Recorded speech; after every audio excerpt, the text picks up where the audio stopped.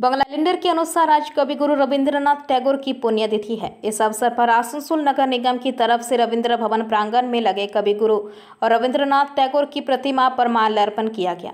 इस मौके पर यहां आसनसोल नगर निगम के चेयरमैन अमरनाथ चैटर्जी, एमएमआईसी गुरुदास चैटर्जी, विभिन्न वार्ड के पार्षद और आसनसोल नगर निगम के तमाम वरिष्ठ अधिकारी उपस्थित थे।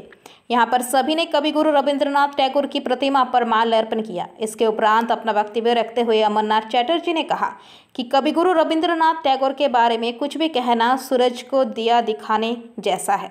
वह विलक्षण प्रतिभा के धनी थे। उन्होंने अपनी लेखनी से जीवन के हर पहलू को स्पर्श किया, चाहे वो देश प्रेम हो या समाजवाद हो या आध्यात्मिक उन्नति हो।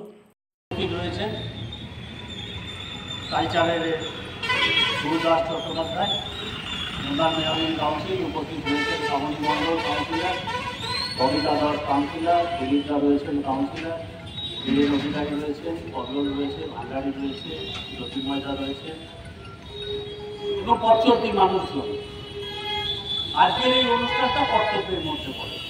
পৌরনিগম তার কর্তব্য পালন করতে এসেছে। স্বর্গ এবং পৃথিবী এই দুটোর মধ্যেখানে যে স্তর, সেই স্তরের মানুষ হচ্ছেন কবিগুরু রবীন্দ্রনাথ ঠাকুর। জন্মগত তত্ত্ব, আধ্যাত্মিক ভাবধারায় উপনিষদের মধ্যেখানে তৈরি হওয়া তার জীবন একটা অতিরিক্ত মাত্রায় পৌঁছে গিয়েছিল তার লেখনী।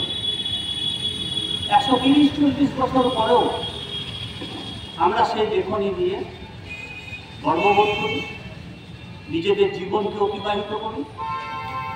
বীরেনবাবু বর্ধমান থেকে আরম্ভ করে কর্মকার সাহেব আছেন, সব মিলে আমরা আসানসোল কর্পোরেশনের তরফ থেকে এই দিনগুলি উদযাপন করি। তো আজকে কবিগুরু সম্বন্ধে বলা আমাদের মতো মানুষের ধৃষ্টতাই মনে হয়। তার কারণ কবিগুরু যখন আমরা দুঃখ পাই তখনও তার গান গাই এবং আনন্দ তার গান আমরা স্মরণ করি। তো কবিগুরুর অসংখ্য কাব্য, অসংখ্য সঙ্গীত। বিপদে মোরে রক্ষা করো, এ নহে মোর প্রার্থনা। বিপদে আমি না যেন করি ভয়, দুঃখ তাপে ব্যথিত চিতে নাই বাঁধিলে সান্ত্বনা। দুঃখে যেন করিতে পারি জয়। সহায় মোর না যদি জুটে, নিজের বল না যেন টুটে। সংসারেতে লগিলে ক্ষতি, ঘটিলে শুধু বঞ্চনা। নিজের মনে না যাবে না মানি যেন। आसनसोल से बीजू मंडल की रिपोर्ट, पीवीटीवी न्यूज। नियमित अपडेट एवं दुनिया भर की ताज़ा खबरों के लिए हमारे फेसबुक पेज को फॉलो एवं यूट्यूब चैनल को सब्सक्राइब करें।